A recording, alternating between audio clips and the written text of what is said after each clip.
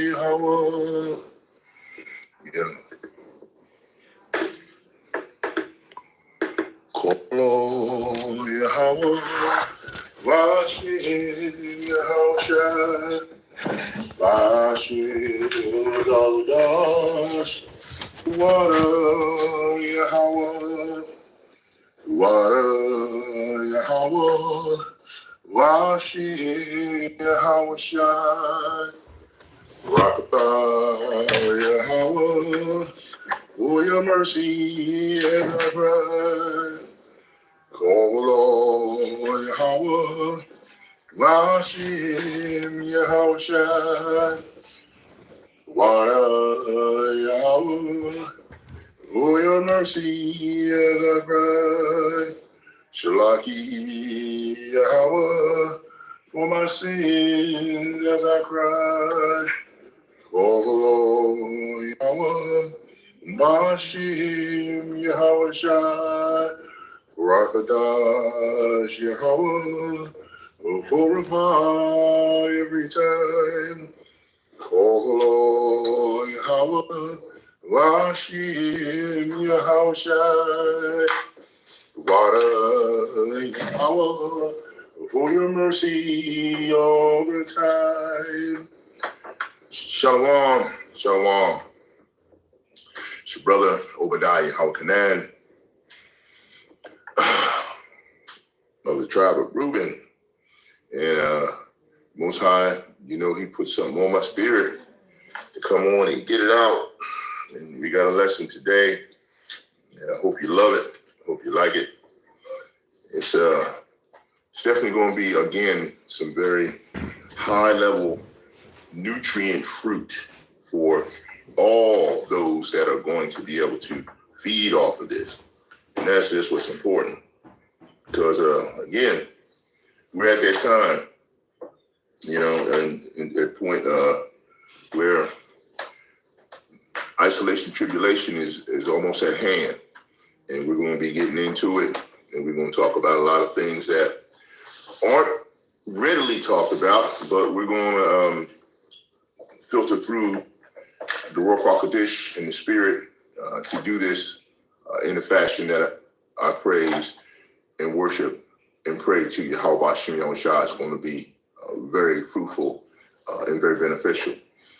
First and foremost, let me say salutations and my utmost and deepest respect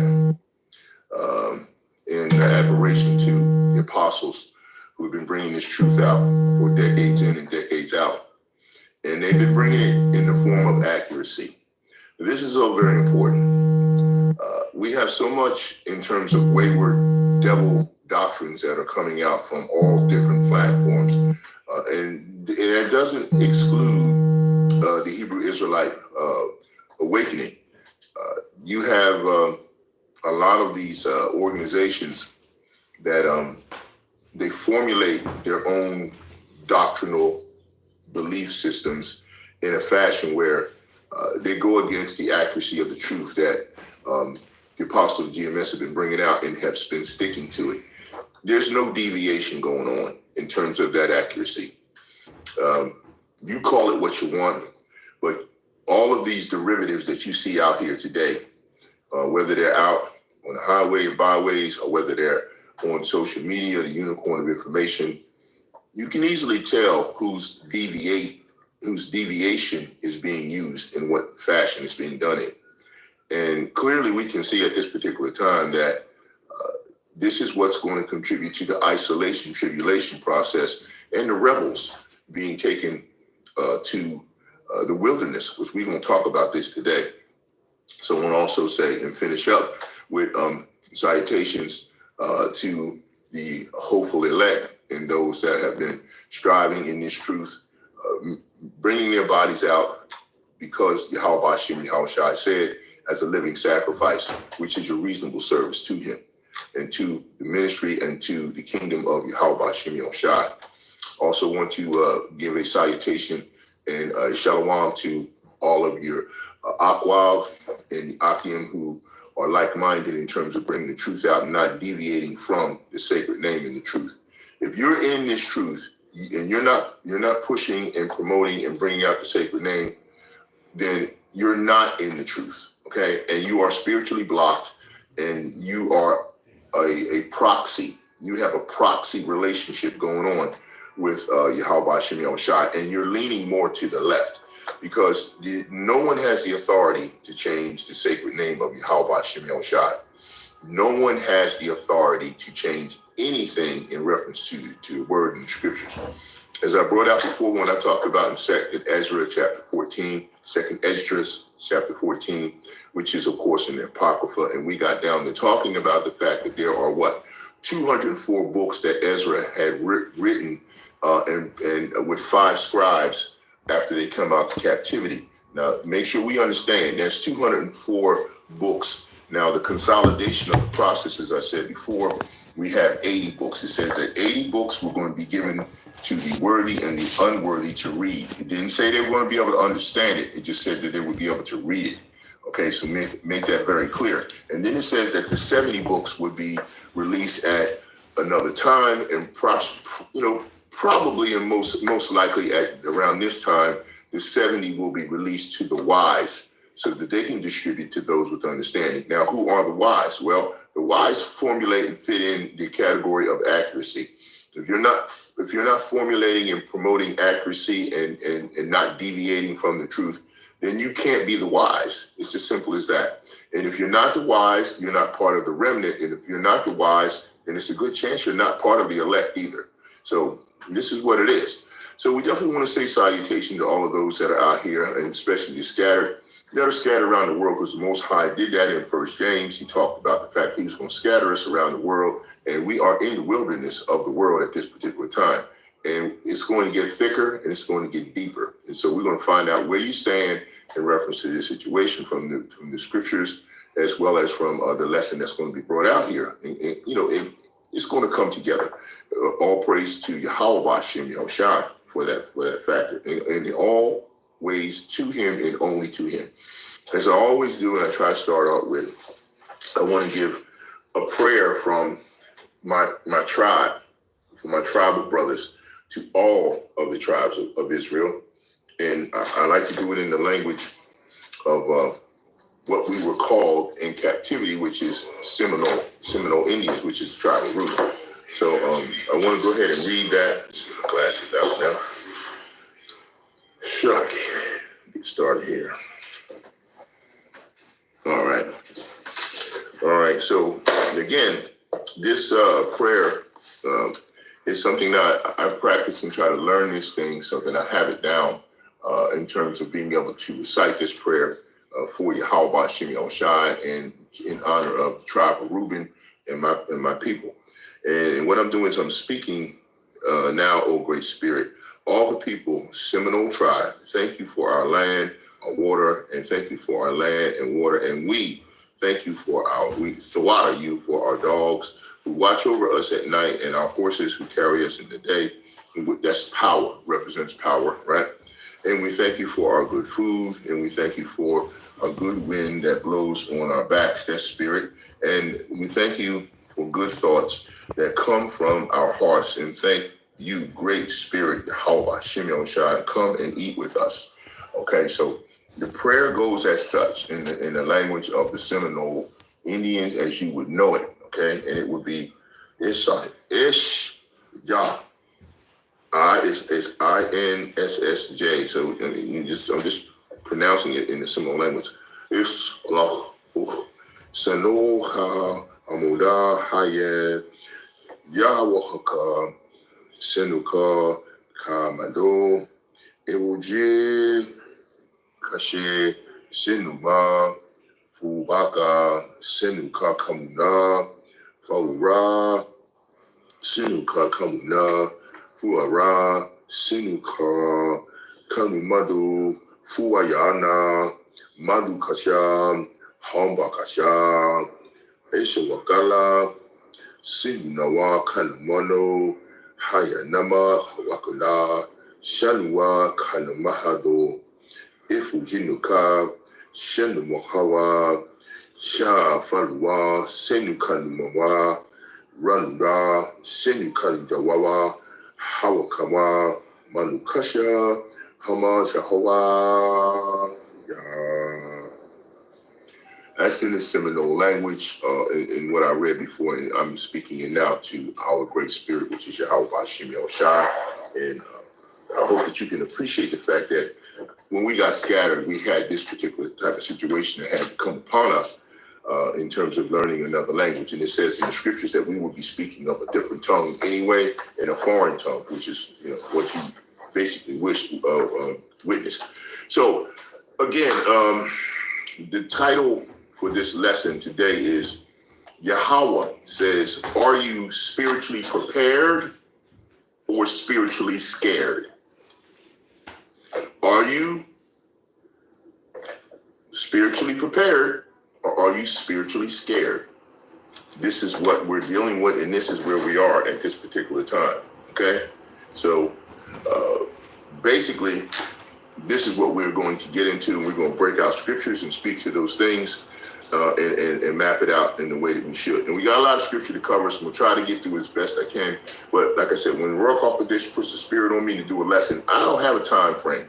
So if you got something else that you think is more important than you trying to find out whether or not you're spiritually prepared for what's getting ready to come, this isolation, tribulation, all of what the Most High is going to do that he said through Jacob's trouble is going to be worse than anything that's ever happened, ever in the history of anything that the Most High has done, then, hey, there's where you are. Now, again, what I'm going to speak about and talk about, it's not reflecting on trying to feel as though what we're going to do is escape total judgment and total tribulation and isolation. That's not what I'm saying. All of what I'm going to give you in terms of informational preparedness from what I understand and what I learned from my culture of the tribe that I derived from, and then how I was raised in some of these aspects. Okay, I wasn't on a reservation. I don't know much all about that, and I'm not trying to get involved in that portion of it, but I do have some of the instincts and the things that will be able to offer us an opportunity to work within the confines of what we have to deal with that's coming up soon, because a lot of us, and a lot of Jakes and a lot of Israelites who are in this captivity in this world, we don't know what to do, and we don't know how to do it. And we're not very skilled in that. We're not learned. Listen, I had to learn and relearn how to hunt as far as hunting deer. I'm not a big deer hunter. That's more on Esau's side of the house. But so-called North American Indians, Seminole Indians, the tribe of Gad, Tahinos, we hunted animals for food and for clothing and for shelter before Esau got out the caves. So, and he ain't the one and the only one that knows how to do things when it comes to that fashion and that passion. Okay, so let's not get it twisted. Secondly, in terms of myself and what expertise I bring to the table, when I was much younger, I've done a lot of things, and even in this inner city of Philadelphia. Let you give you a little story, a little synopsis of what I had kind of been through in terms of how the Most High directs me and shows me what he's going to do and how he's using me. Now, again, I'm not going to try to make too much of this as far as this is not your way of salvation. This is not your rest. But the Most High never said we weren't supposed to be prepared. He's always giving us the reason and the ability through the scriptures, through this inspiration and the touch of the Ruach HaKodesh to be prepared. Joseph was given a prepared process in order to feed people during the famine of the 7 years when he was in Egypt. Okay, a multitude of people were also given prepared processes through the prophets and various people. Jonah, Noah, many were told how to prepare before they went through despair. Got to understand that. Did Elisha get fed by the crows? Did various individuals get fed by the ravens? Yes. Will the Most High come and bring you food from the ravens this time if you get chased to the wilderness? Because some of us may go into these concentration camps. Some of us may not. Some of us may have to live through this tribulation and go all the way through it, all the way to the end. Some of us may not. We don't know. You don't know what you will do or what you have to do. But let me tell you something. If you're not at least trying to prepare, then you do fall under the category of an infidel.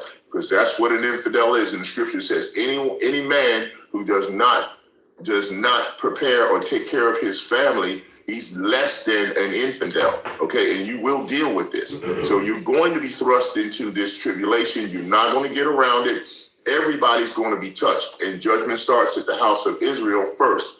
This is why the Most High pushed so much emphasis on he wants praise, worship, and prayer, okay?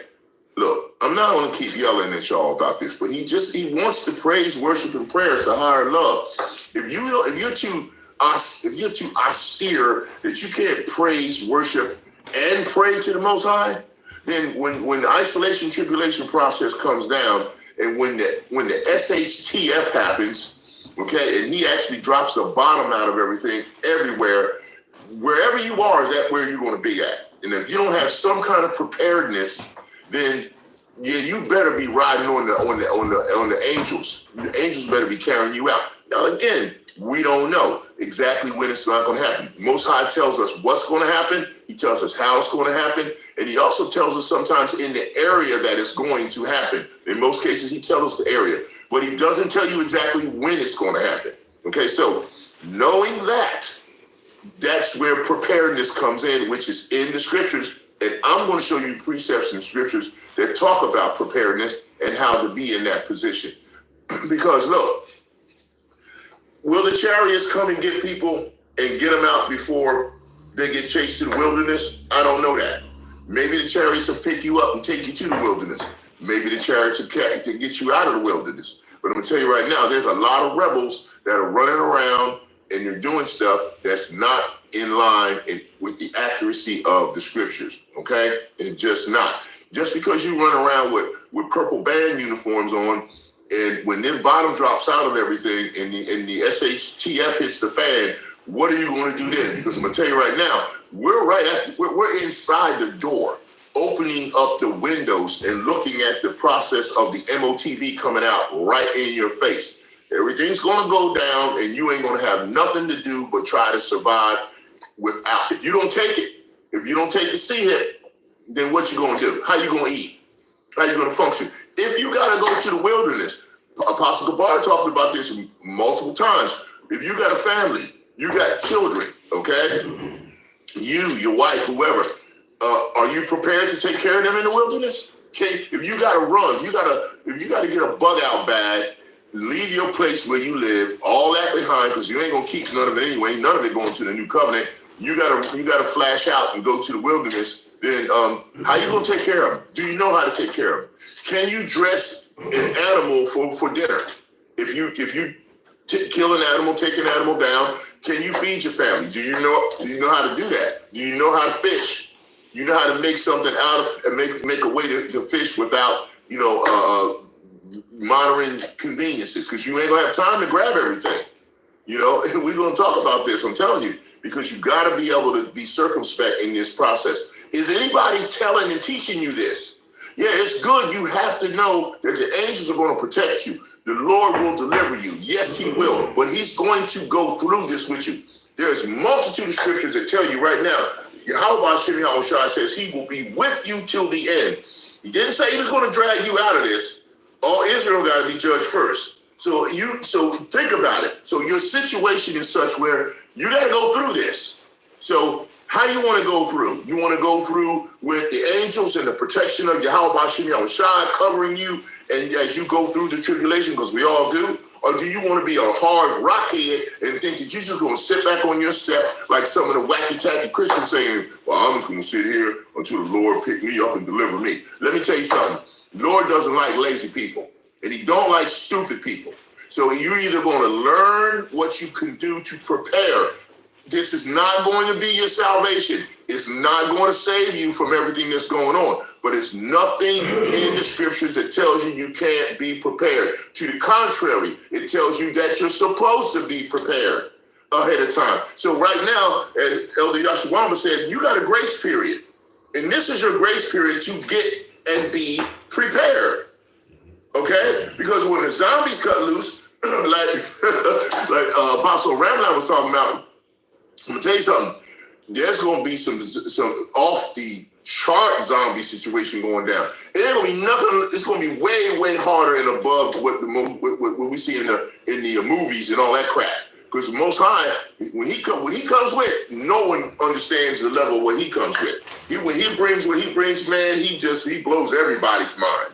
Okay, so I'm telling you, he talks about and gives you the opportunity of preparedness, and we're gonna get into it, and we're gonna break it out. And now I'm not saying, and look, I'm not gonna tell you, like, he doesn't give us the spirit of fear. 2 Timothy chapter 1, verse 7. We don't have.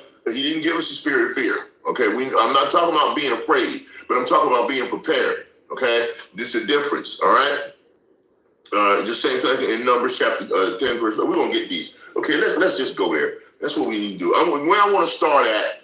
I want to start in the book of Ezekiel. So go with me to. Let me get here. All right. I'm going to Ezekiel. So I want you to go there with me. All right. Because I'm telling you, I'm going to bring you some stuff that's going to let you understand that there is a way that we can go through this, and we have to. I'm going to Ezekiel 38 and verse 7 to start off this, okay? And then I'm going to pop over Ezekiel 20, and then we're going to run through some scriptures there, and then we're going to keep it moving. Okay, so Ezekiel 38, 7, and he said, and YAHAWAH, YAHWAH says, okay, be thou prepared and prepare for thyself, thou and all thy company that are assembled unto thee, and be thou a guard unto them. Okay? So basically what the Most High is telling you right there off the bat is, you gotta be, if you're leaders of these camps and organizations, if you're leaders of anything, your family, if you're leaders of, you have to be that guard. So you gotta know what to do. Because they're gonna look at you in terms of, what do we do now? How do we make it through this? How do we get the water? How do we get the food? How do we build the shelter? How do we keep ourselves in a position to move when we have to? What's the sequence? What's the process? Okay, so you got to know how to do some of these things. And who else is going to tell you? The prophets have always told the sheep what it is they have to do. So the shepherd tells the sheep what to do. If you don't know what to do as a shepherd or as a leader, as a prophet or as a teacher, then you need to find out. And you need to go to your leaders and go to them and get them to say to you, okay, this is what our procedure is. If this happens, we do this. When all communication drops off and there's no cell phone coverage, nobody can call each other, no one can talk to each other, where do you meet? How do you meet? How do you get there? What are you supposed to do when you get there? How do you do that? How do you stay circumspect and then under cognito when you go through things? These are the things you got to learn to understand and how to do it. Okay, and that's what's important. All right, so let me pull up. I want to go to Ezekiel. Like I said, I'm going to Ezekiel 20, and we're going to go and bring out some. We're going to read from here. I'm going to start right at the top of this chapter, because this speaks a whole lot about preparedness, okay? And Matthew chapter 24 also does this, and we'll get there as well, but let's go here first. And it came to pass in the 7th year, and in the 5th month, and the 10th day of the month. Now, all three of those things have deep spiritual connotation to it, okay? 7 is also spiritual completeness. 5, of course, is grace. And of course, 10th is also power, and it's the ability to show organization, all right, as well as, how you get together. And there's certain of the elders of Israel came to inquire of YAHAWAH and sat before me. Then came the word of YAHAWAH unto me, saying, Son of man, speak unto the elders of Israel, and say unto them, call Shalaki. Thus saith the Lord power, or the Lord, or YAHAWAH, are ye come to inquire of me? Question, as I live, saith the Lord, YAHAWAH power, I will not be inquired of by you. Okay? All right, finishing 4. Wilt thou judge them, son of man? Wilt thou judge them? Cause them to know the abominations of their fathers. See, if you're not bringing out the sacred name and not getting in fashion to understand that the Most High is performing a creation cleansing. I said this already, all right? A purification process that is a creation cleansing. You heard it here first. This is what he's doing. Okay, he's going to cleanse all he created, including us. We all have to be created. We all have to be cleansed. Why? We have to be cleansed because we need to be purified to be in the presence of Yahawah Shem Yahushai. It's very evident. You can't get around that. Okay? So we got to go through that process, okay? What was I at? Okay. Wilt thou judge them, son of man? Wilt thou judge them? Cause them to know the abominations of their fathers. 5. And say unto them, thus saith the Lord power. In the day when I chose Israel and lifted up my hand unto the seed of the house of Jacob and made myself known unto them in the land of Egypt, when I lifted up my hand unto them, saying, I am Yahawah, your power, in that the day that I lifted up my hand unto them to bring them forth of the land of Egypt into the land that I had espied for them, flowing with milk and honey, which is the glory of all lands. Now we're back in this situation again where the Most High is going to deliver us out of Egypt 2.0, all right, Rome 2.0, all of what you want to call it. This particular spiritual Egypt period of time right now that we have to come out of, okay? So here we go. Most High don't change, Malachi chapter 3, right? Then I said unto them, cast ye away every man the abominations of his eyes, and defile not yourselves with the idols of Egypt. I am Yahawah, your power. So the Most High tells you out the bat, you got to stop dealing with falsehoods, going out here saying the wrong name instead of the sacred name. You know, I was watching a lesson not too long ago. I believe Elder Apostle Gabar was bringing it out about, I think it was IUIC, I'm not sure. I think it was them. They're talking about why do you have to know or say the sacred name or whatever. See, why do you have to say the name? I mean, they're just blocked, spiritually blocked. Okay, okay. All right, your idols. I am Yahawah, your power. 8. But they rebelled against me and would not hearken unto me. They did not every man cast away the abominations of their eyes, neither did they forsake the idols of Egypt. Then I said, I will pour out my fury upon them to accomplish my anger against them in the midst of the land of Egypt. See, right here in this wilderness where we are, right? But I wrought for my name's sake. I wrought for my name's sake. Do you hear this? Okay? I wrought for my name's sake, he said. All right? That it should not be polluted before the heathen, among whom they were, in whose sight I made myself known unto them in bringing them forth out of the land of Egypt. So that's what I'm saying. When the Most High told Moses, when he got the word from Yahushua on Mount Sinai, I am, and he told him he had to come and bring the namesake. He brought the accurate namesake, not a false namesake, but the accurate namesake. Let's make sure we understand that, right? Wherefore I caused them to go forth out of the land of Egypt and brought them into the wilderness. So we're going to go through the same process, okay? We're going to come out of this wilderness. Most High, Yahawah Shem Yahushua, the angels going to take you out of here. And there's going to be those that are rebels. We're going to get to that are going to go to the wilderness. And you rebels are going to get your purple uniforms ripped off your, you know what, okay, off your ass.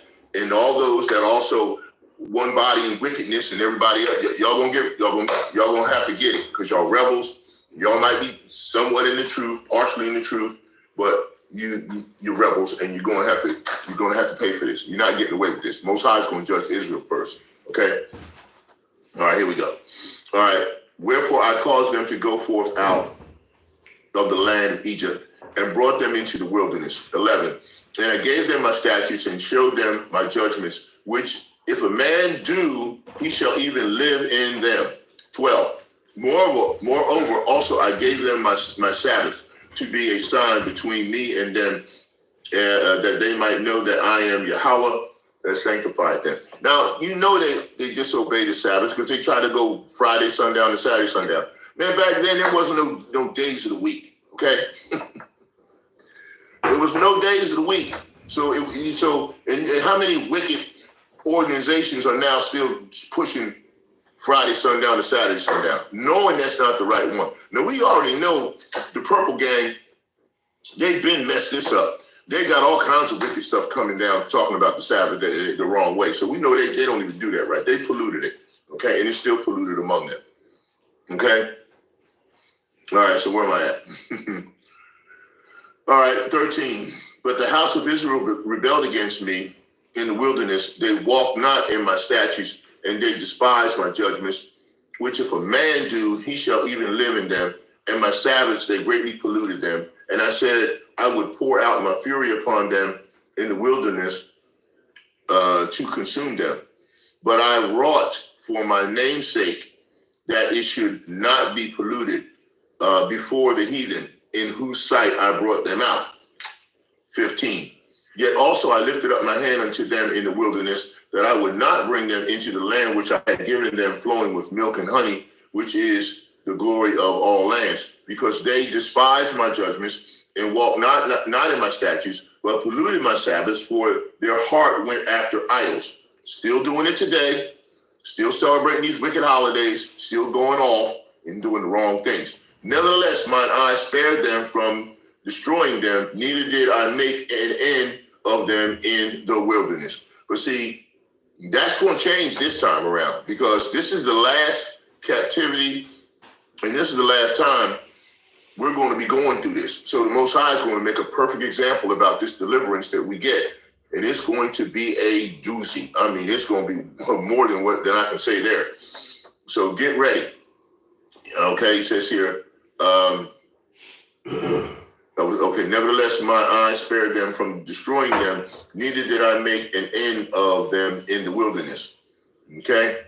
But I said unto the children in the wilderness, walk ye not in the statutes of your fathers, neither observe their judgments, nor defile yourselves with their idols. Now, he told you not to do the stuff they did, but these wacky tackies and everybody else is still doing the same thing, including some Israelite camps and organizations that we know that are wayward and deviating. And they're trying to say somebody else is deviating, but they're completely deviated, okay? So we can see that, okay? He said, I am Yahawah, your power. Walk in my statutes and keep my judgments and do them. And hallow my Sabbaths, and they shall be a sign between me and you, and ye may know that I am Yahawah, your power. 21. Notwithstanding the children rebelled against me, they walked not in my statutes, neither kept my judgments to do them, which if a man do, he shall even live in them. They polluted my Sabbaths. Then I said I would pour out my fury upon them to accomplish my anger against them in the wilderness. You see, he keeps saying this because, you know, in order to get to the wilderness and go through the wilderness, and in the wilderness that we're in right now, here in Egypt, he's pouring out this on Israel and on Jake, right? Nevertheless, I withdrew my hand and wrought for my name's sake again, that it should not be polluted in the sight of the heathen, in whose sight I brought them forth.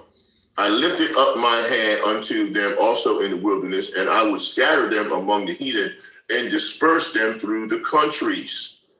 See, this is where we are right now, all right? Because they had not executed my judgments, but had despised my statutes and had polluted my Sabbaths, and their eyes were after their fathers' idols. 25. Wherefore I gave them also statutes that were not good, and judgments whereby they should not live.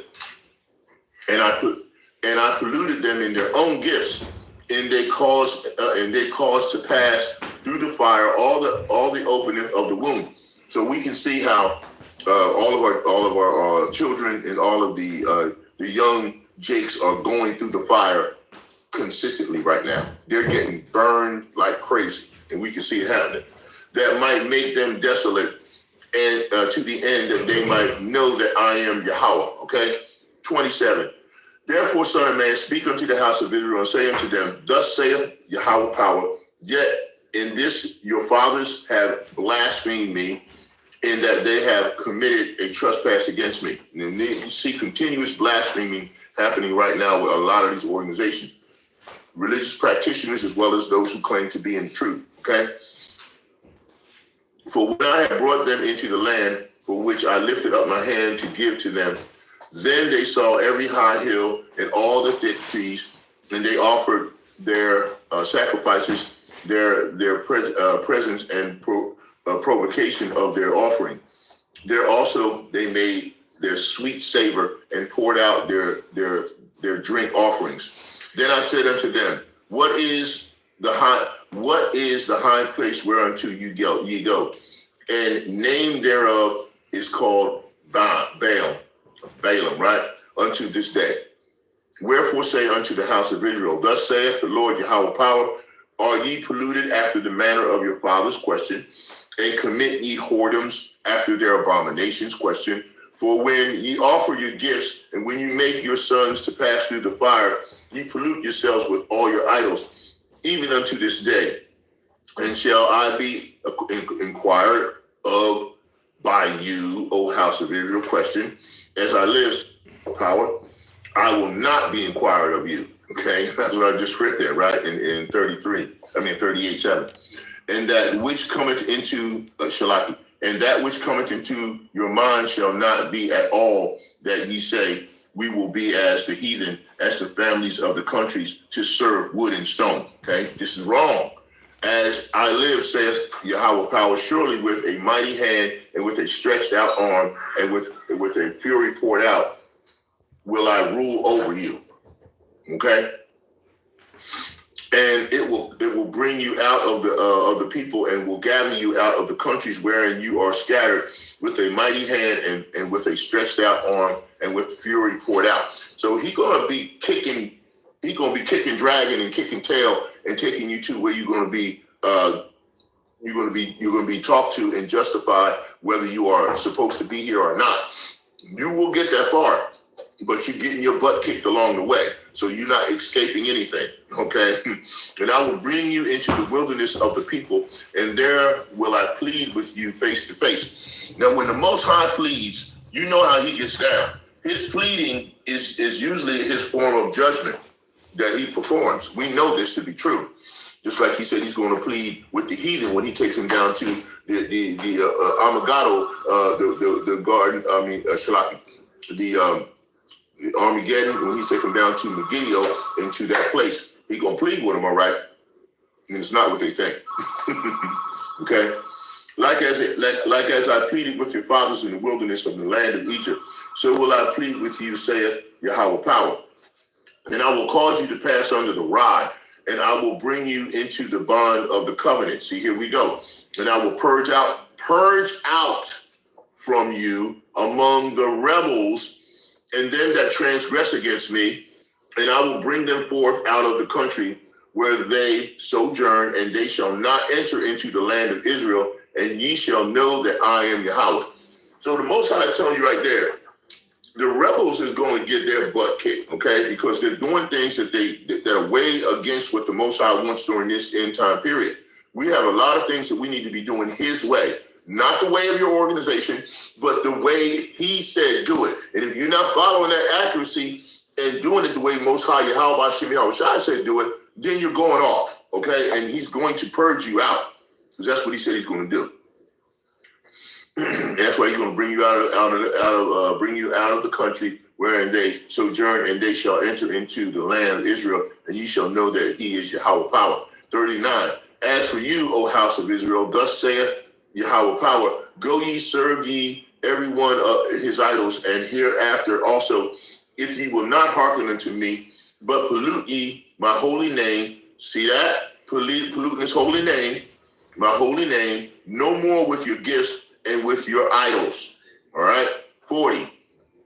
For in my holy mountain, in the mountain of the height of Israel, saith YAHAWAH, there shall all the house of Israel, all of them in the land, serve me.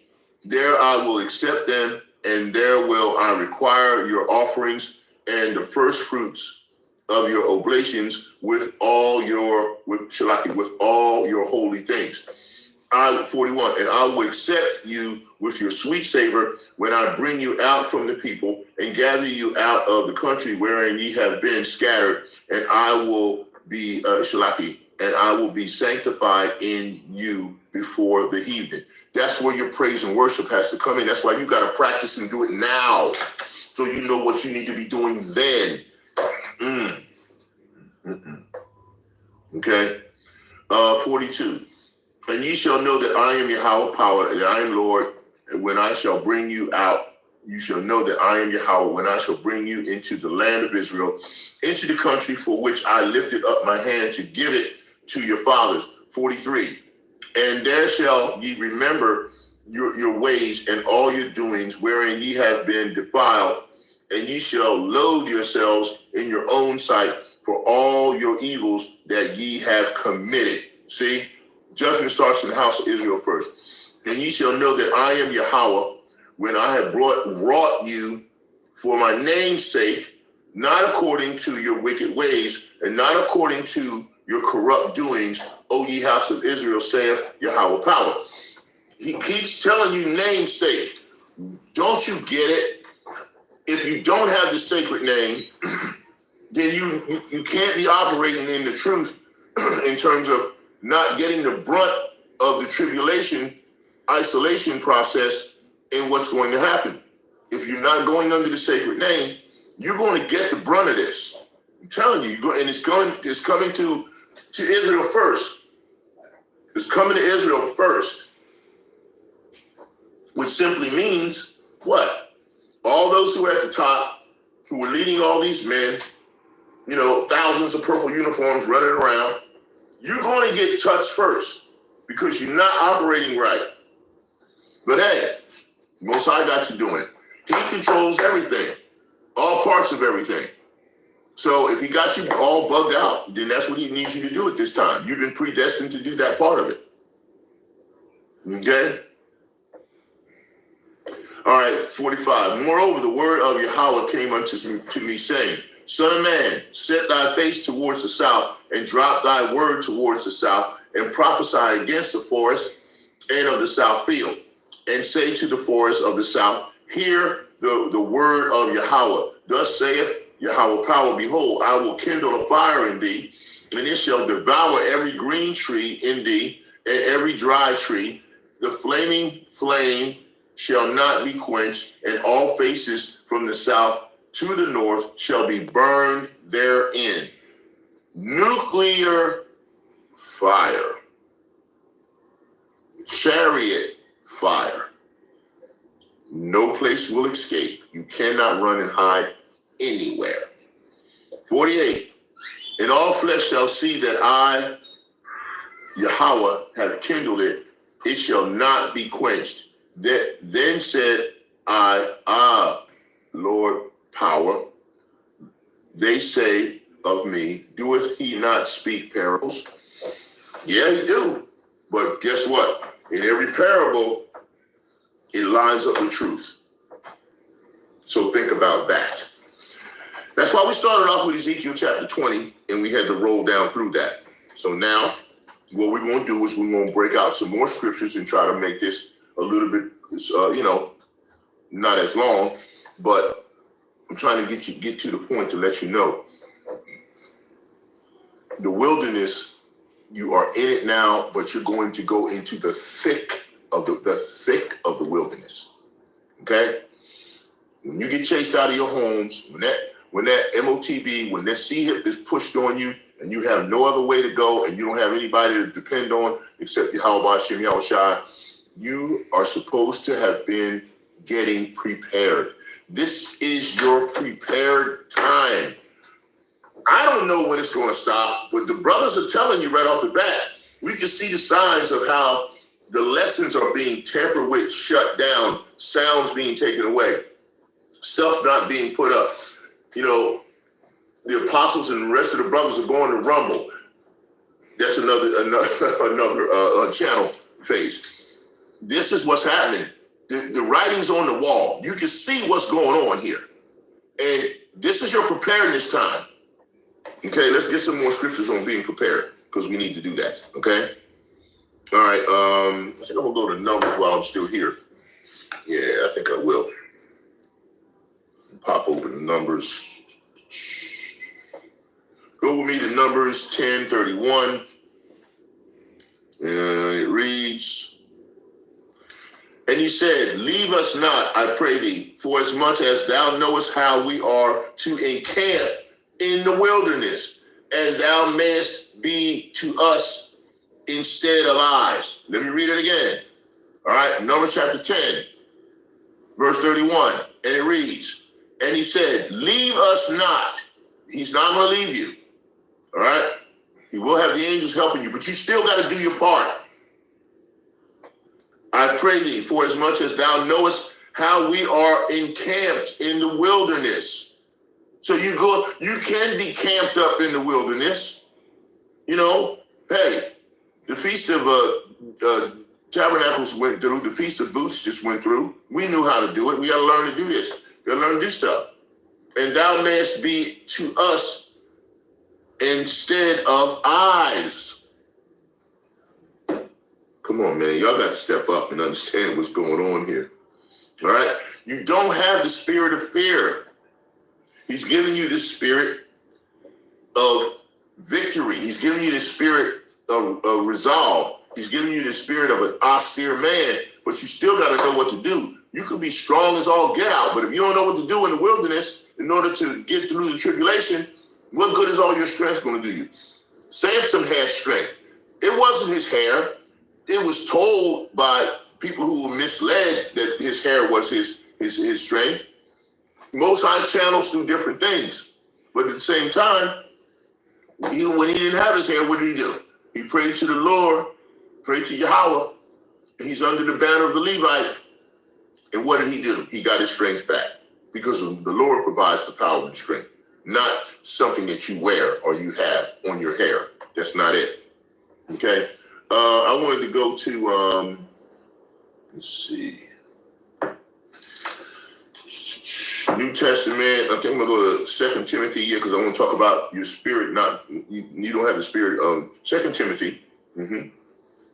Go with me there, 2 Timothy, and I want chapter 1, and I want to go to verse 7, and it reads, for Yahawah hath not given us a spirit of fear, but of power and love and of a sound mind. So you need to have love, a sound mind, and power.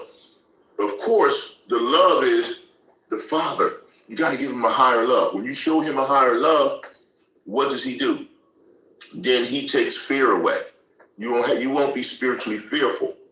You will be spiritually prepared instead of spiritually fearful.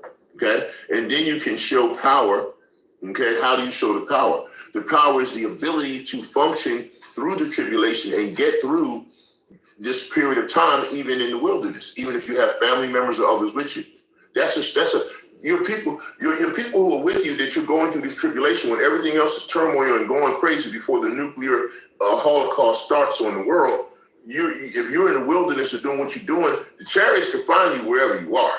Okay, but if your goal and your particular predestinated process is for you to run to the wilderness instead of going into a concentration camp or whatever, then you got to show power to who you're with. How do you show that power?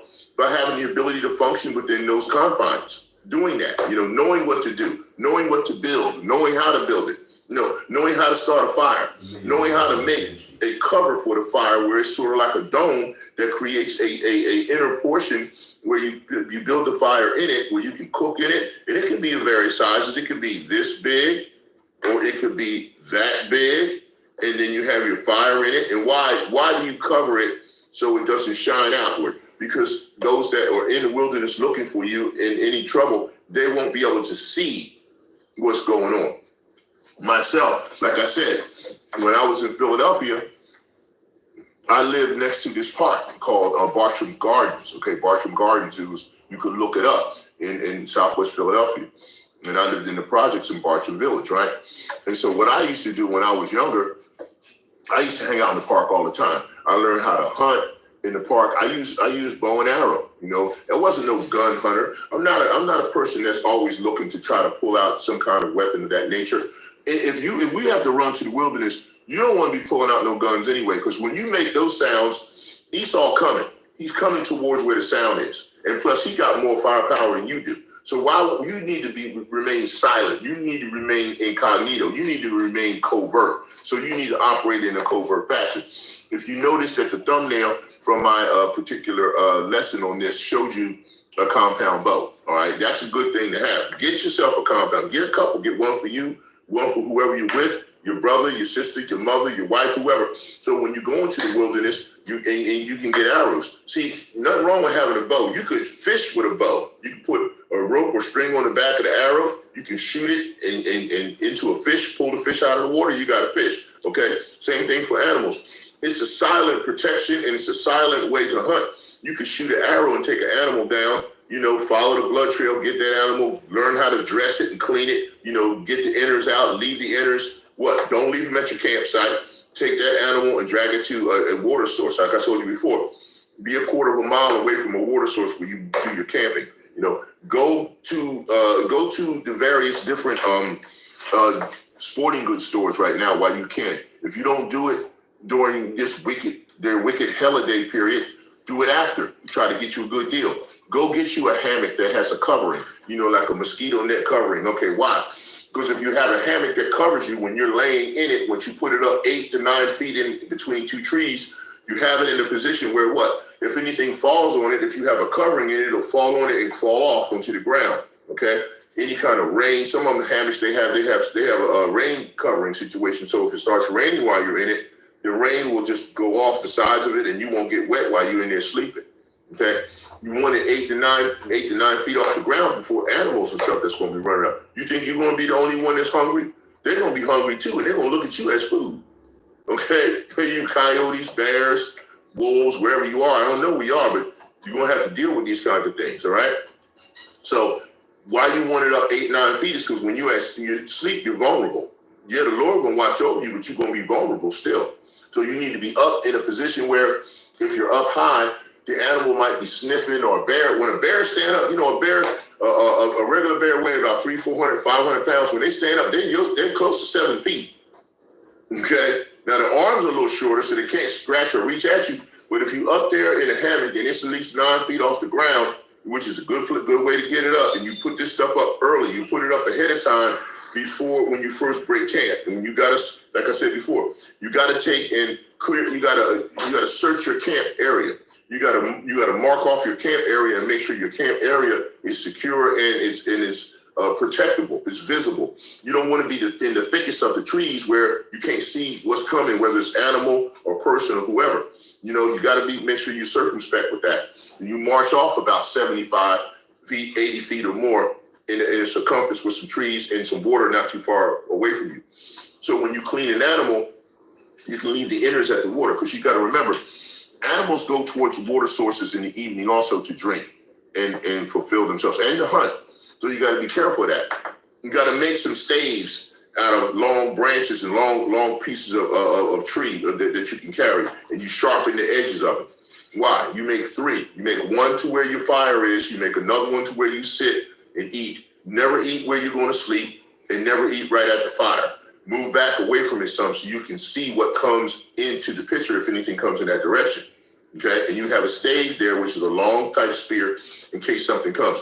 Make one, make the first one about 8 feet, next one about 10 feet, and then the next one after that about 12 to 15 feet long. This way you have 3. You put the one where you're sitting up against a tree with your back up against that where you can't be snuck up on, and then you have your fire in front of you, you know, maybe 5 or 6 feet away. And then wherever you're sleeping, when your hammock is up and everything is covered, you know, and then have a line dressed across the other side where you can pull up your food and your resources up off the ground and hang them up high so nothing can get to it or ransack it, okay? And then, you know, you have that other 12, 15-foot stave or spear up against that side of the wall, up that side of the tree where you're going to climb up to go to sleep.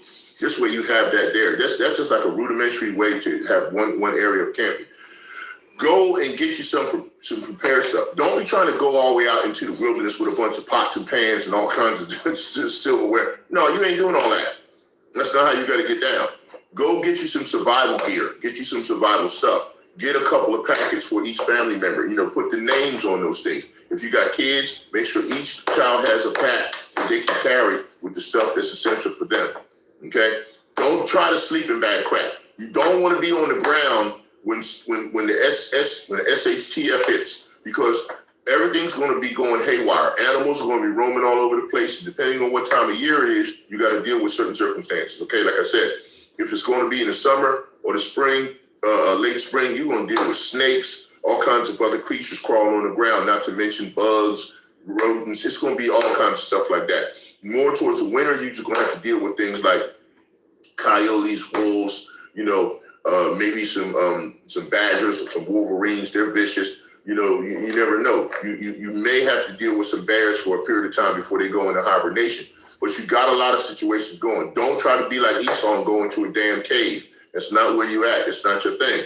You need to make sure that you're fluid and you can move when you have to, where you can cut the lines, drop your resources down, with the rope, wrap them up, put them on your back with your backpack, get your hammock down, roll it up, bug out and be gone. You depend on your bow and arrow. If you have some portions of firearms that you can work with, that's your last resort. You don't want to be using firearms to hunt. You don't want to be using firearms to protect yourself in the beginning, because it brings more attention to you. The loud noise is going to be where people gravitate to. They will say, oh, somebody's hunting, somebody's shooting. Oh, let's go find out where that's coming from. You don't want that. You want to be covert while you're doing what you're doing to be alert. And you got to make sure that you're being prepared for all the circumstances that you got to deal with. So, you're just kind of bringing out, this is what you have to operate, how you have to operate if you get chased to the wilderness, okay? Because no one's telling you this. Who's telling you how to operate? If the Most High sent quail like he did to the wilderness, it didn't tell you in the Bible how they cleaned it. But these people live out there, so they kind of know some of this stuff. But do you know how to clean a quail if quail comes upon you? I used to hunt pheasant. When I was in my family will tell you, and right now the only two left is my sister and myself. And basically she'll tell you, she'll remember this. If she wanted to chime in and put a little thing saying, yup, that's what he did, she'll tell you, hey, look, Most High puts in your spirit and builds you the way he wants you. Man, I used to live in the park, and I would stay. I had a dog, little golden brown dog called Barney, and me and him used to hang out in the park. We used to hunt everything, man: rabbits, squirrels, pheasants. I've eaten pheasants in the park when I've hunted them and caught them, because I know how to defeather them and clean them. Hey, look, I'm not perfect at it, but I learn. I read, I research, I find out what I can, and so at one point in time, I came home with a live hawk. Yeah, a real hawk on my arm. Brought him right in my house into the apartment where my mother was living, where I was living. My dad was there and my mom was there, and I think my brother and sister were there too. And they were like, damn, what the hell? That's an eagle, a hawk? No, it was a hawk. And I had him on my arm, and he didn't bite me or nothing. He didn't hurt me, and I was feeding him a hot dog. Hey, this is a true story. You can check. My sister will tell you this is a fact. I did that, okay? And then eventually I had him for like about 2 days, and then I think he wasn't injured bad, but he had a little something going on, and I got him off the ground, and I picked him up. Now first he started to bite at me a little bit and bite at me, but when he saw my spirit wasn't going to hurt him, and then everything was cool, and I just carried him out the park into the project, into the apartment on my arm, and of course he was kind of gripping hard, but he didn't hurt me. And I took him in the house, into the apartment, and showed him that you should see my mom and my dad was freaking out. They were like, what the hell is going on? What are you doing? Hey, look, Most High put it in me, man. It was just my spirit's where I am. Most High has done a lot with me in terms of various things that I consider to be very special and very, very rare and blessed. I mean, I have this innate artistic ability, but it's based on and geared in a engineering fashion. In other words, the Most High gave me the ability to invent things. Okay, this is not something that I went to school in Esau Edom's fool system. Esau never taught me how to invent something, never taught me how to illustrate the inventions that the Most High put in my spirit and my mind.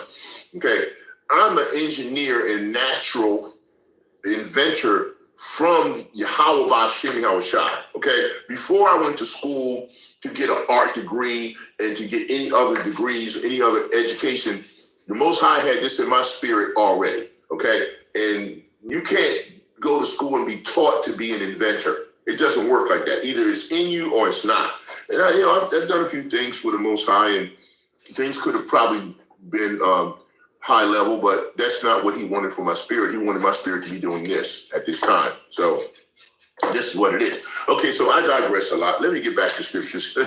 See, don't get me talking on stuff, because I mean, I've done a lot of crazy stuff, but I've done a lot of stuff that I think the Most High is blessed, and I know he has in many ways. Okay, so now next we're going to go to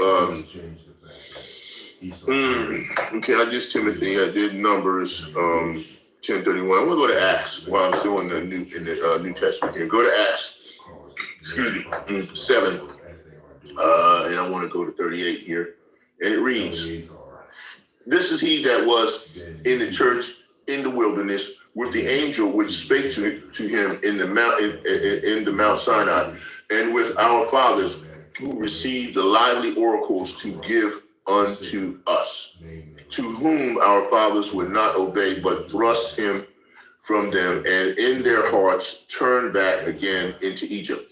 And see, this is what we could run into a problem. He says he brought them out after he had showed wonders and signs in the land of Egypt and in the Red Sea and in the wilderness 40 years. So I'm speaking in terms of that. But you notice that even when the Most High delivers us from a lot of crap that we get into, we turn right back to Egypt. Look at what people do now. Look at Jakes. Man, Jakes love their slave master. They love Egypt, man. They will not leave this place. They love the provision. Soon as some stuff happens, soon as some shit hit the fan, they go running right back to Esau, to their slave master. Oh, help me, save me. Look at them. They run around, they self-mandate themselves. Man, that stuff has been taken. Esau don't even wear that mask no damn more, hardly. But look at Jakes, man. They're still doing it. You ain't even got to tell them to do it. They do it anyway. Running right back to Egypt, right? This is what they do. Okay. All right, I want to go to Luke chapter 12, verse 47. We're going to be wrapping up, so let's get through some scriptures here. I digress. Forgive me, okay? And maybe I'll get Matthew 24 before I end this out, right? Luke chapter 12, verse 47. "And that servant which knew his Lord will and prepared not himself, neither did according to his will, shall be beaten with many stripes." So you gotta be prepared. And if you're not gonna be prepared, you're gonna be beaten with many stripes. Okay? I read to you Ezekiel chapter 38, and when he told you had to be prepared, 7, right? Here's one from Matthew chapter 24, 42. "Watch therefore, ye know not what hour the Lord do cometh." In other words, that's why you got to be prepared, because you don't know when YAHAWAH is going to show up. Okay? Proverbs 21:31. "The horse is prepared against the day of battle, but safety is of YAHAWAH." See, so you can prepare, which you should, but your safety is of YAHAWAH. He's still going to keep you safe, but you have to still prepare and do something. You can't just sit around and just, twiddle your thumbs and hope that, you might get delivered from something that's going to go down. I'm not telling you to take up arms. I'm not saying that at all. But you need to be prepared to take care of what you're responsible for, including your sheep. All right? Luke 21. All right? "But when ye shall hear of wars and rumors, wars and commotions, be not terrified, for these things must first come to pass, but the end is not by and by." Okay, now I could read all the way down to 36 and give you all of that, but I know y'all ain't gonna hang for that, so because I got more precepts to cover.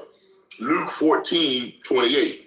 "For which of you intending to build a tower sitteth not down first and counteth the cost, whether he has sufficient to finish it?"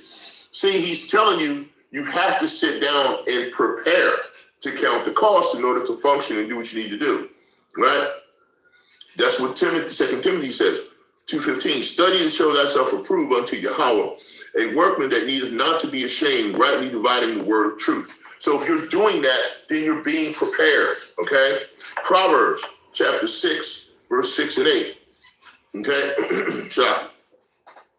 "Go to the ant, thou sluggard, consider her ways, and be wise, which having no guide, overseer, or ruler, provideth her meat in the summer and garnereth her food in the harvest. You see, even the ants, the Most High got the ants preparing. So you won't prepare?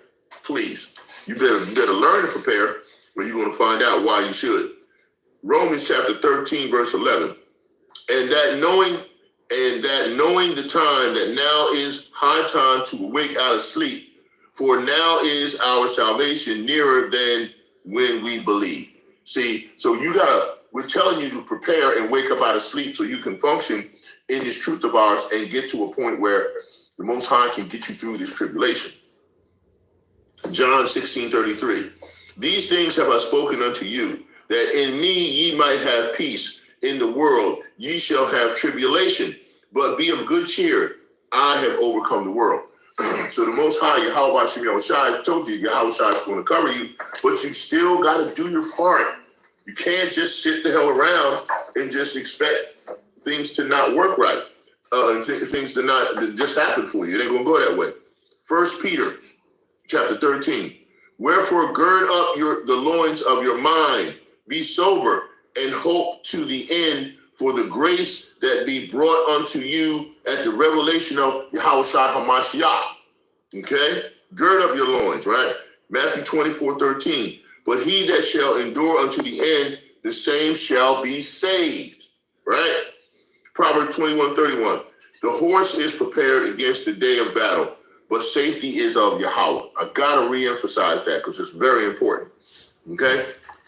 Don't look past it. Don't walk past that. All right? Salaki. All right. Next, I got Romans. These are my notes. Okay? Romans chapter 12, 1 and 2. I beseech you, therefore, brethren, by the mercies of Yahweh, that ye present your bodies a living sacrifice, wholly acceptable unto Yahweh, which is your reasonable service. And be not conformed to this world, but be ye transformed by the renewing of your mind, that ye may prove what is that good and acceptable and perfect will of Yahweh. Okay? Luke 12:47. And that servant which knew his Lord's will and prepared not himself, did according to his will, shall be beaten with many stripes. So you will catch a bunch of hell if you're not preparing. Okay? All right, Luke chapter 21. Luke 21, and I think I'm going to start at about 9, right? So I think this will be a good one. So bear with me. Of course, Yahawashi is all up in it, red letter, right? But when ye shall hear of wars and commotions, be not terrified. See, don't have, and you're not supposed to have the spirit of fear, okay? You're supposed to have the spirit of preparedness, not the spirit of fear, okay? Prepare, don't be scared, all right? You got to learn that. It's what's important, right? If the Most High is going to protect you, you got to be able to deal with it. Yahweh says, are you spiritually prepared or are you spiritually scared? Which is it? Which one are you? Okay, let's read what YAHAWAH has to say. Okay, and take heed that ye be not deceived, for many shall come in my name, saying, I am Hamashiach, and the time draweth near. Go ye not therefore after them, but ye shall hear of wars and commotions. Be not terrified, for these things must first come to pass. See, this is going to happen before you get delivered or pulled out with a chariot, right? But the end is not by and by. Then said unto them, nation shall rise against nation, kingdom against kingdom, and great earthquakes shall be in diverse places, and famines and pestilence and fearful sights, and great signs shall there be from heaven. See, the Most High is telling you everything that's going to be laid out that you got to get prepared for, all right? But before all these, they shall lay their hands on you and persecute you, delivering you up to the synagogues and unto prisons, being brought before kings and rulers for Yahawashi's namesake, for Yahawah's namesake. Once again, you saw the pattern in the scriptures about being prepared to deal with the namesake that's being treated in a blasphemy way that we need to get away from, okay? and ye shall turn, Shalaki, and it shall turn to you for a testimony. All right, that's what they're going to do. Settle in, therefore, in your hearts, not to meditate before what ye shall answer. In other words, don't try to give them an answer. Let the Ruach HaKodesh give you an answer, okay? And it will. And for I will give you a mouth and wisdom, which all your adversaries shall not be able to gainsay nor resist. And ye shall be portrayed both by parents and brethren and kinfolk and friends, and some of you shall they cause to be put to death. See, that's the thing. Let me read that again. And ye shall be betrayed both by parents and brethren and kinfolks and friends, and sometimes and wives as well. They're going, people going, in your own family, they're going to betray you. They show you the signs right now with the stuff they do. They rebel against what you ask them to do.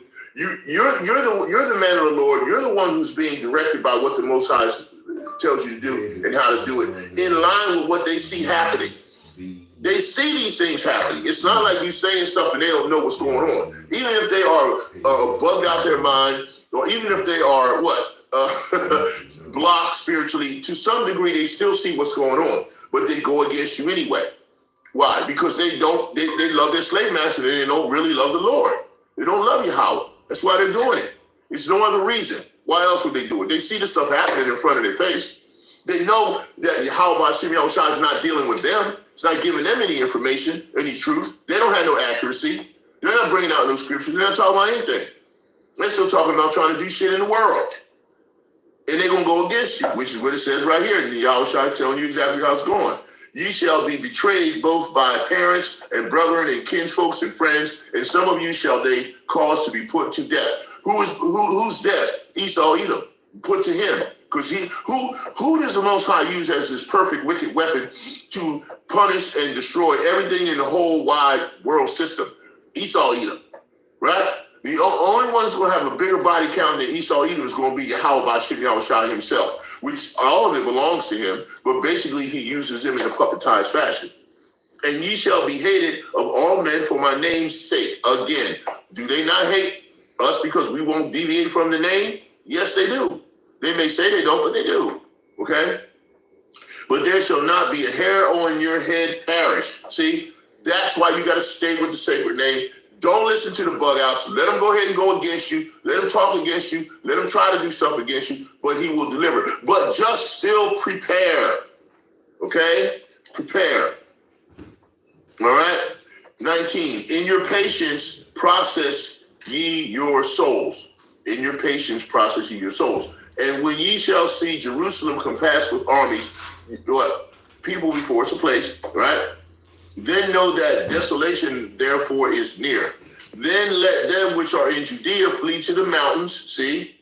And let them which are in the midst of it depart out. Now, if you're in Judea, that means if you're amongst other brethren who are Judeans, you're in the midst of Judea, because it's a people before it's a place, okay?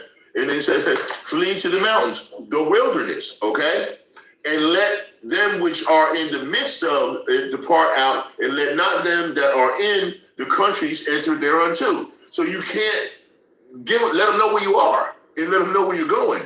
You got to be covert at the situation, okay? For these be the days of vengeance. See, this is when the Most High is coming down on Israelites and everybody else, right? And that all things which are written may be fulfilled. And they have to be before this is all over. That's why the CHIP and MOTP is right inside on you right now, okay? But woe unto them that are with child and them that give suck. Now, let me say something about those two things real quick. Yes, it could literally be in terms of you being with a child that you have to take care of in terms of young souls that you're responsible for. Yes, it will be tough. But also, woe to them who are of a childish mind. If you think and you operate like a child, you don't know what to do. You need someone to help you. And them that give suck to what? Not just to a breast to have food, but if you're giving suck also, that means you're giving in to, or you're trying to go back to Egypt to get suck. You know, like you're trying to go back and get some solace for the tribulation and the process you're going through because you can't take it because you're a weak ass. Okay? Just like weak-ass beta male simps that always be talking crap about, oh, man, we got to give the women this and let them do that. No, feminism's over. We're not doing that anymore. That's out. Most High is bringing his men in order. He said his pasture is men, not men and women, it's men. So all that's out. Giving suck, you giving suck to the wrong thing. All right, so that's what you're not. In those days, for there shall be great distress in the land. We see that right now. Everybody's going under distress. And distress means no jobs, no money, no food, no clean air, nothing. Most High let Esau do what? Mess it all up, taint it all up, toxic, everything's toxic. None of this stuff is going into the new kingdom. Nothing from this period of time can be garage sale into the new kingdom. It's all got to be creation cleansed. You can't be in the presence of the Most High Yahawah Shem Yahushua unless you have been purified, completely purified. That's the purification process that brings perfect. Okay? All right. Where was I at? Okay. Okay, that's right. And there shall be distress in the land and wrath upon this people. 24. And they shall fall by the edge of the sword and shall be led away captive into all nations, and Jerusalem shall be trodden down of the Gentiles until the times of the Gentiles are fulfilled. Now, of course, you know, that's all Matthew chapter 24, 29 to 31, and also Mark 13, chapter 24, 27. So we know that Yahushua is serious through Yahawah Shem Yahushua when he tells you this, because he's repeating it in so many different ways. Okay? And there shall be signs in the sun and the moon and in the stars and upon the earth, distress of nations with perplexity, and the sea and the waves roaring, all everywhere and amongst all people. And we see that happening right now. If you can't see this happening right now, you are completely spiritually blocked by the Most High Yahawah Shem Yahushua. Okay? If you can't see this, you are completely blocked. Okay? Men's hearts failing them for fear, and looking after those things which are coming on the earth, for the powers of heaven shall be shaken, and then shall they see the Son of Man coming in their clouds with power and glory. Them chariots gonna show up then when this stuff hit the fan at that level. Okay? Now you're talking about getting the hell out of here. All right? And when these things begin to come to pass, then look up and lift up your heads, for your redemption draweth near. You see what I'm saying? And you could be prepared and in the wilderness, because that might be your lot to not go into a camp, a concentration camp. You see? So you got to be prepared for whatever, whether you go in or not. Prepare for both. It's what you should be doing. And he spake to them in parables, behold, the fig tree and all the trees. All right? When they now shoot forth, ye see and know of your own selves that summer is nigh at hand. So likewise, ye, when ye see these things come to pass, know ye that the kingdom of Yahawah is near at hand. Verily I say unto you, this generation shall not pass till all be fulfilled. We are that generation. We are the ones going through that right now. Okay? We're the generation. All right? Heaven and earth shall pass away, but my word shall not pass away. And take heed to yourselves, lest any time your hearts be overcharged with surfeiting. Okay, so in other words, don't get in front of this like you're going to deliver yourself, because you're not. And don't let an organization or an individual distract you from what Yahawah Shem Yahushua tells you to do. Because you're supposed to be mirroring the Mashiach. That's what you're supposed to be doing. Okay? And drunkenness and cares of this life, and so that they come upon you unawares. So if you're thinking, well, I'm going to stack some money away, well, I'm going to be building this business, I want to do this and that, you're surfeiting. Okay, you're talking about the cares of this life. You think you got time. When you look around, Esau's still building stuff. He don't got a clue. He think things going to go on forever for him. But it's all going down. Okay? 35. For as a snare shall it come on all them that dwell on the face of the whole earth. Watch ye therefore and pray always. Praise, worship, and pray. Because you got to do both, right? All three. That ye may be accounted worthy to escape all these things that shall come to pass, and to stand before the Son of Man, Yahawah, Ba'Shem Yahawashi. And in the day, Shalaki, and in the daytime, he was teaching in the temple, and at night he went out and abode in the mount that is called the Mount of Olives. And all the people came early in the morning to hear him in the temple for to hear him speak. There you go. So like I said, Yahweh is saying, are you spiritually prepared or are you spiritually scared? If you're spiritually scared, then you can't be prepared. And you're wasting time. Because if you're not doing it now and trying to get prepared, you are going to be scared because you're not going to be able to know what to do. You're going to be all messed up and you're not going to be able to get to where you need to go in time, and you're not going to pick up on the clues. You got to pick up on the clues that Yahweh Hashem Yahawashi has set forth for you for your destination, your predestination in terms of what you agreed to in the spirit world. And so now you're here, and we all want to get back to the Most High, right? But do we want to disrespect his sovereignty in the process? Are you doing that now? Are you disrespecting his sovereignty now? You very well could be. If you're not following the sacred name, because his sacred name follows everything else that's accurate and sacred right down through that name. He's going to make this entire system, this entire world, know and say his correct sacred name. It is going to happen, whether you want to participate or not. This is what we're up against at this time. So, like I said, if you have to run to the wilderness, do you know what to do? Go out to the sporting goods stores. It's hunting season. Some of the stuff's going to go on sale after these wicked holidays they go through. You know, you can buy a compound bow.